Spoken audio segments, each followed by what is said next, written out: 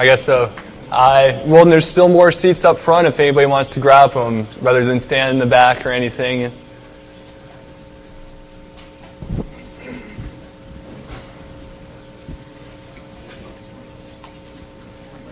Oh, is this a good mic placement and everything? I just tossed it on myself. Excellent.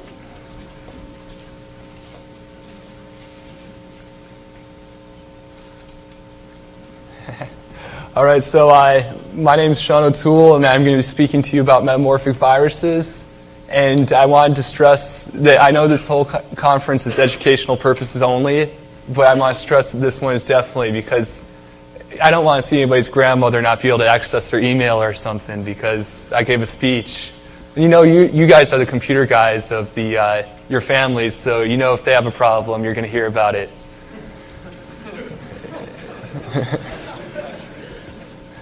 And so, my speech on metamorphic viruses, I'm going to start off with going through some pseudocode on how the various modules work. And then after that, I'll talk about some of the AV approaches to it. And also, on the CD, I wanted to mention that I did have some misspellings, but it was a late night presentation that I was putting together after a friend's birthday, so you know what happens. So as we go on, I just wanted to give you a couple of the definitions. One from Peter Zor, who's a well-known antivirus person, down to your virus people. And it goes from body polymorphics, where they swear they've always been around in simpler techniques, down to the artist's extreme mutations. So we got that going. Now I'm going to give a brief description of all of the various sections, or the main sections that you'll see or are theorized. The first one is the disassembler, which mainly usually has some way of putting something into a structure or something, a lot of reverse engineering tools and whatnot. And then the second is the depermutator, which takes the code that's been shuffled and connected by jumps and puts it straight down to the straightest code that the algorithm can put it back together with. And also the shrinker, which takes opcodes and recombine, or clusters of opcode, and recombines them. Say if you have a push EBX, pop ECX, it becomes a move ECX, comma EBX type of thing. So these two and three are mainly the ones that get you back down to the skeleton of your virus that it can be expanded on later with these ones, the expanders, which will do exactly the reverse of the shrinker, and the permutator, which shuffles the code, links it with jumps, and so forth. And also we get down to the reassembler or assembler, which places the virus back together, fixes jumps, and so forth. And these six are the main ones that you'll see or hear theorized. Like a shrinker is very rare. Expander, permutator, those are ones that are more used. And here's just one that I wanted to go over really quick, is when you're programming these viruses or looking at them, you got to think in a very software engineering type of thinking towards it, because you want to think in modules, everything's separate, we just pass this information to this one, so you don't end up getting into this huge project that never finishes. So we get down to the disassembler. We have two choices. One is one that I haven't really passed across, but is heavily theorized to make a pseudo language, so that you can change, say if you want to go from ELF to x86, you can change a few things in there through your pseudo language before you put it back down into the assembly language. And also we have reverse engineering tools, which the zombie is the main person that puts those together. The LDE was an earlier version of the ADE, which has a linked list of structures, and the structure is actually inside with that module when you get it, so you can look at kind of like the manual, and it will tell you basically what you got to deal with after you run it. Oh, and also that one of the things about the disassembler is also that it's not always able to reverse engineer all files. It just has some, so it cuts out some of the selection process. And here's one from the Mental Drills article, Practice on Metamorphism, that's little example of how you can put together your pseudo language. One is that you could, well, you have the opcode, the instructions tell you, of course, which registers and whatnot. LM, which is label marker, which tells you later if there's a label that points to that may be jumped to. And this is very important for shrinkers and so forth, because if you shrink an instruction and there's a label in between that cluster, then you've just basically screwed up the whole thing that it's jumping to because you've added too much code into one area. Also, we have like the idea of how to deal with the opcode. You can say that move is to 40. If you're doing memory to register, it's +2. So move memory to register would become 42. And there's also a full list of the idea of putting pseudo opcodes like this in the same article. So now we get down to the depermutator, because the other choice for the assembler disassembler can be found in its manual pages. And the depermutator, as I said earlier, just deshuffles the code, if you will. And this can be put in its own module, or it can be included in the disassembly process, depending on which way you'd like to go. And here's like the pseudocode at the beginning. You got the variables that, like you start out with the entry point of the what you're disassembling or depermutating. You have a path marker, which is your buffer for after you're depermutating code. A label, which is 2 D words. One is the old address of the code, and one's the new address of the code, which later on some of these won't have an old address, which we'll see, and this is very important for jump fixing later on, as well as other things. And the future jump label table, which has labels that you don't want to deal with yet through the algorithm. And you'll, of course, zero out the path markers so you don't end up hitting random opcodes that are just somewhere, something that was in that buffer, so that you think that this could be a portion of what you're depermutating. And you translate the current instruction pointer into the ESI. And then here's what you do for a jump. If you have a jump and you've already depermutated it, of course, you just jump it back to that. And that's one of the things about this algorithm that makes you know that you cannot have the same depermutated virus every time. You may have a jump from a couple generations back that the algorithm never really took out. And then if you have not depermutated yet, you put in a no op unless it's, just in case if it's being pointed to. And then you just go on from where the jump leads you. And then you have the conditional jumps, which a lot of times they're just kept in there, and they're put in the future label table and whatnot. You can see everything here. Calls, same as conditional jumps. Returns just goes to the future label table, so you move one branch up or one leaf up the code tree and get back to it. And then here's a little note I wanted to make sure that we had on there, which is when getting a new EIP from the future label table, we check if the labels stored here are already been depermutated. If they are, then we insert the corresponding labels at the label table and eliminate the entry in future label tables. If not, we get the new EIP continue. And also, I just had like a little note here for if you're making it standalone and whatnot. You're going to have to do a lot more list things if you're doing it standalone, because in 2 buffers, so that's one of the reasons it's usually in the disassembler. It will take up less room. And here's a little example here, and we see that the triple X's are the code that is meaningful, and so the Y codes are the ones that are unreachable. So this is another thing that your depermutator will help you do. It will allow you to put in worthless code that will never be reached, so that it's just in there. It makes it look different. We see this beforehand. We got the conditional jump. We got some of the other jumps. After it runs, we got this. No more of the Y's that are useless instructions. Once you hit a jump, links you straight to where that code was, goes through there until you've hit it all, and that's what's there. And then we get to the shrinker, which is extremely rare to find and will reappear in our AV section. And this is basically like I was saying, the inverse of the expander. And I haven't run upon it, so that's why it's not in. I don't have any examples of it anywhere.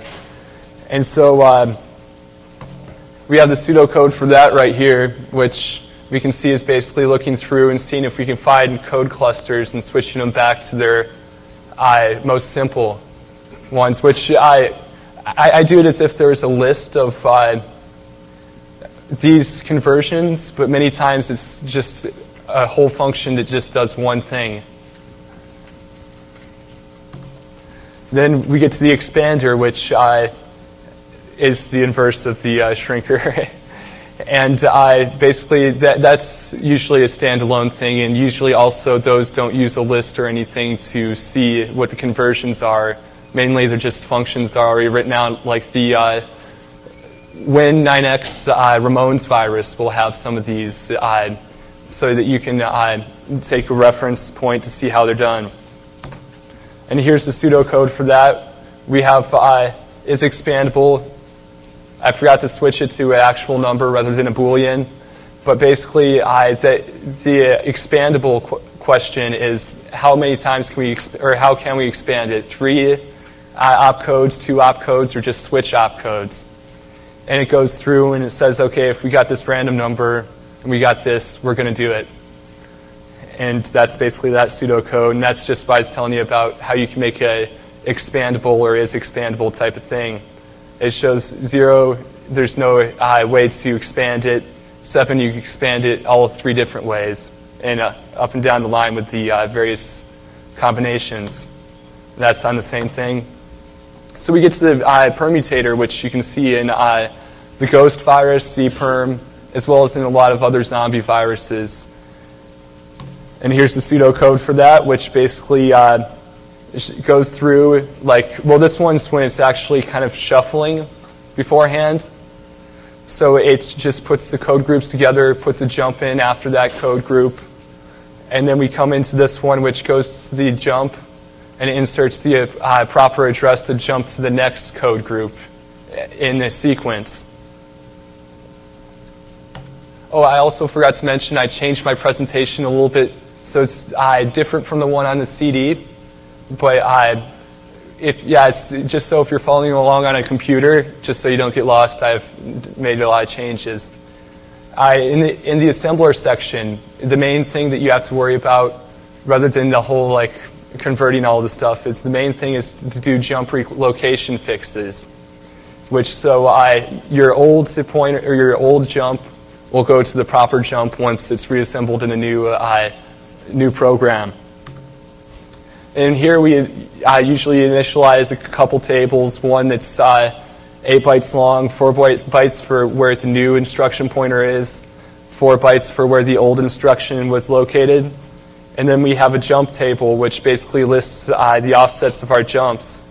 And jump into the instructions so we can check, and they're the older jumps, so you can check these old jumps match. Now we should change it to this new one. And basically that's what this for loop does with the if in it. Checks to see, goes through if there's still jumps to be processed. It goes to the jump table and goes through until it hits the end. And then comes down and sees if the old jump table address is the same as the the old jump table address in the EIP table, and then assigns the new one if the old ones match. Other ideas that have come up about this is one of them was it's been an extremely old idea. It's been done a lot. Even I can't think of any of the DOS viruses, but there have been ones that have done that. And it's register exchange. One generation, you have EAX doing all these operations for you. Next generation, you may have EBX doing it, which will change. If you're doing a signature scan, it changes the opcode. Then we have entry point obscuring techniques, which have been fairly popular. So basically that is when you put a jump or a call at the host's entrance in the file, and then it jumps straight to the virus code, runs it, jumps back. And then there was one that's only been seen in the ZMist virus, which is unknown entry point. And what that does is it interjects the virus straight into the stream of code, which this can be done with your reassembler after disassembling both the host and the previous generation virus. And then we have other modules that you see a lot of them, like trash code generation that was big during a lot of email spreading viruses and worms and whatnot. And that one can be added, but there's a drawback that will be that your code will keep on growing throughout, which what always happens with a garbage code generator. But also this can be used to change like signatures, and we'll see why this might become important with a new type of AV technique that they're thinking of making. And then we have encryption, be it polymorphic, be it just regular encryption. These things are, you can also include them, but you have to be careful how you do it so that, say like, sometimes a flag will be thrown up because you're using a certain technique to polymorphically encrypt and decrypt your virus. But say a properly done one would be, ZMist is a great example of that one too, which is one of the greater viruses out there.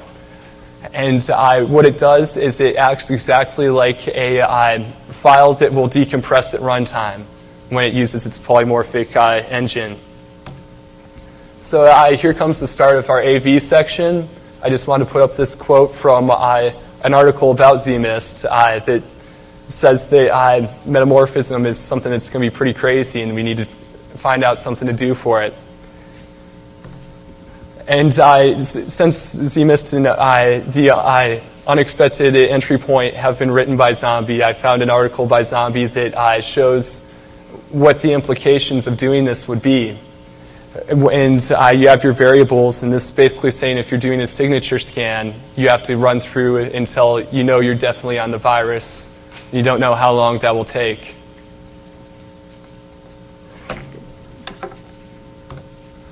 So well, I've been mentioning signature scans, so just in case if people don't know, I had like a little slide to tell you about signature scans, which is basically the oldest technique for finding viruses, and it's just to check a string of bytes or so forth to see if it matches a signature in a database. And if those match, then most likely you have a virus. And there's many other things. Say like ZMist is my major example because that's the one that uses the most metamorphic techniques as a date that I've seen. And in his, he puts a Z in the DOS header. And that is his mark for I've infected that file. So, and these are, you need these marks so you don't constantly infect the same file. And that's, but it's still a constant struggle in between, will the virus recognize it, will the AVs recognize it? And one thing is this one's somewhat ambiguous because a Z is allowed in that portion of the header. And so that, you know, sometimes the virus may not infect every file it can, infecting ones that are already not infected. And at the same time, the AV will look at it and say, we're really not sure. This could be a legitimate Z, or it could be a Z placed by the virus. And next we come on to geometric scanning, which is one of the downfalls of like polymorphism. And but we see with ZMist, it was able to beat it by acting like a runtime self-decompressing file. And so basically what a geometric scan does is check the size changes in the file so they can say, all right, this is acting like this is acting like that, because the initialized data section's grown this much. And then we have the possible answers, because we saw that ZMist had beaten the previous ones. And one of them is to combine various techniques and use kind of a heuristic idea. But this fails because it takes a lot of time, and nobody's going to run anything if it takes a lot of time. And also that there's always like anti-emulation, debugging, all that type of stuff, techniques coming out, so that some of these techniques will fail. The AV techniques will fail if they try to use them with these other anti-star, whatever you want to call them, techniques included. And the second, which is a fairly new one, and I actually was looking around the internet and I saw that there's somebody that might be talking about this at the Virus Bulletin conference. And it's to use a shrinker, like we were talking, one of the parts of the virus, the shrinker and the depermutator, so that you can have this virus depermutated shrink to its skeleton. And that's where the executable trash generator being left in there could help it out, because at its skeleton you'll still have opcodes that weren't there a generation beforehand. And so, yeah, and we see the flaws in the answers. They take too long. You're not able to do some techniques if they include various ways of programming. And but the shrinker is the closest one we have, so that's what they have to go with. And I just want to include a section that's why this might be stronger for compared to other techniques. And trash generation, of course, you just have worthless code and the virus grows loads and loads every time it passes a generation. So after a while, a file will get big enough and they'll know that something's happened. And also in polymorphism, the body, usually you can always take like a static picture of the body, or at least portions of the body at times throughout the running of the virus, so you can know that though it's decrypted now, it's encrypted now, it always has to decrypt itself. So you have the same code once it's decrypted. Well, I'm sorry, I'm kind of new to the speaking to large crowds, so I might have flew through that too fast, but I just wanted to open the floor to question and answer or anything like that. Yes? Wouldn't most of these viruses be small enough that if you took a snapshot of any part of the body, that could look the same as like another program part? Are we talking about the with the polymorphism? It's possible that this could happen, but I haven't really checked too much into polymorphism, to tell you the truth. I just looked at a few techniques and saw what they did, but I haven't really caught any software stuff for doing the decryption methods for like brute forcing the detection. I'm sorry. Yes? The standard part that files the process of encrypting the virus can be detected as a signature, because you have to be a standard part which is not encrypted, is always the same. Can it be used to detect that is your virus, your virus? Which section were we talking about? I mean the part that files the process of the decrypting the virus during the infection. That's the kind of signature of your virus.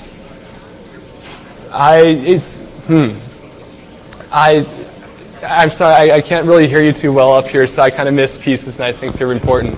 There is a part that is common to all. It's not encrypted, it's not polymorphic, which is the start of the virus. Is that the signature that can be easily recognized from antivirus software?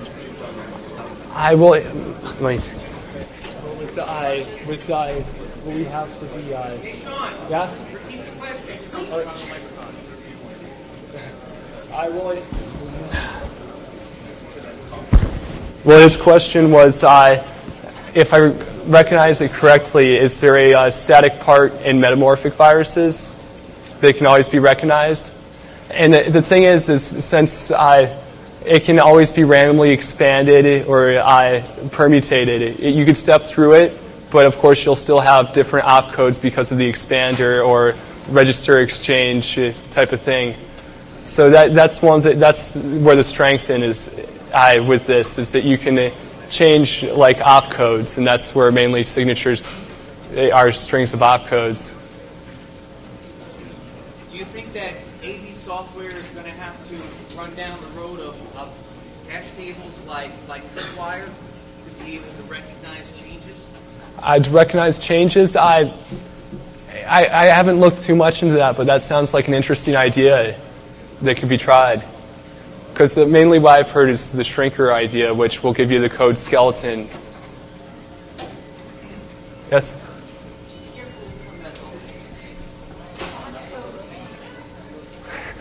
Oh, this is how it shows how ridiculous viruses have gotten. Say like if you have not even all of the major 6 I was talking about, but maybe say 4 of them.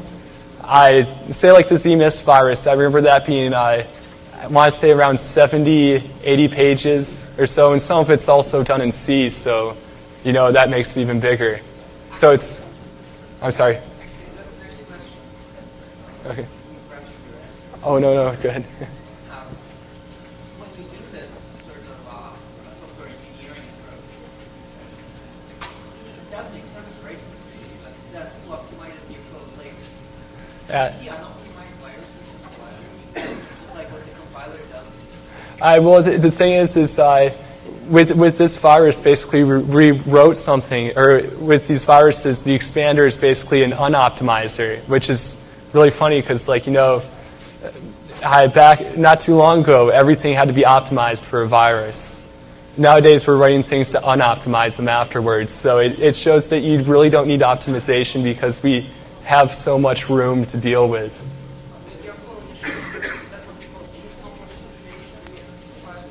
The techniques, it's no specific technique. Basically, it just looks through and well, most of them just look through, compare opcodes, because most of them are functions now, and they'll say like, is this the opcode?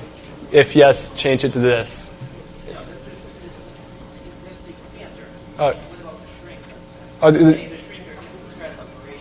Yeah, well, yeah, the compression is basically like, say for an easy example, push EBX, pop ECX becomes I move ECX, comma EBX.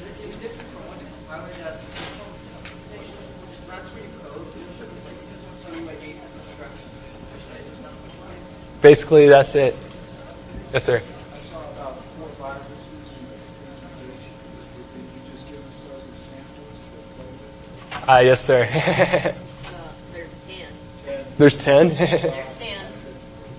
Yeah, I haven't opened up the CD, so There's 10. wow. Are there any other? Yes, sir.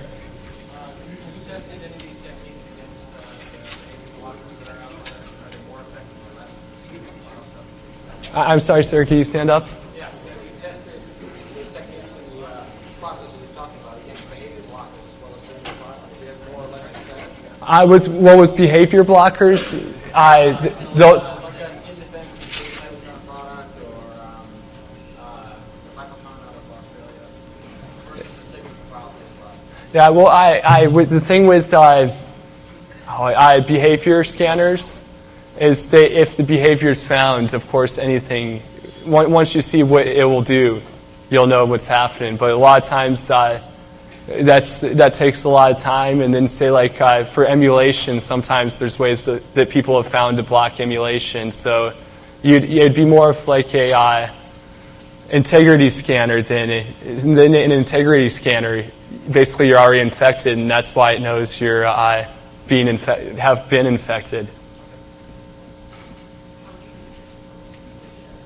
Emulation, I don't have my notes on it right now, but there's a few ways to, if I remember correctly, it's placement of like variables below the call, so that and it's like one of the hard-coded ones. Like, so if you do, I think it's like usually if you put the address that you want to put in for your call or jump, and I think it's if you put in the instruction to do like $-4, so it throws it back up in the instruction. If I remember correctly, that was one of them. But I don't know if it's been a while since I've read up too much on that. A good reference? Let's see. A good reference is I'd basically say just reading through code is like the best reference. So sometimes, usually you can find some that's commented where they say this is this technique being done, type of thing. So that'd be the best start, I'd say, and best reference. So what virus Currently, I know of some places where you can get like viruses that have the comments in them and so forth that use anti-emulation. I don't know if they're still fairly new. And, well, usually you can go to the same websites I accessed some of my data off of for metamorphism, and they'll talk about that as well. So say like, let's see, the Zombies website, if you go to his, which is z0mbie.host.sk, and you would go to some of his links, you'll probably find some on his page and some on some of his link pages that you can look at.